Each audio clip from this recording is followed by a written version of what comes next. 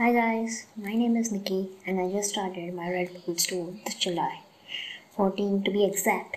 I just wanted to share what I have learned so far in this past few weeks. So here's the thing, it will be a very long video and I know people don't have very much of an attention span anymore. So I will be making a video series of 1 to 2 tips each video, and each video will be 4 to 5 minutes long. These tips that I'm going to tell you will help you get more organic traffic on your store. That is, you will have more exposure. This will help Redbubble prioritize your designs over other designs, as you are getting them more organic traffic to their site for free.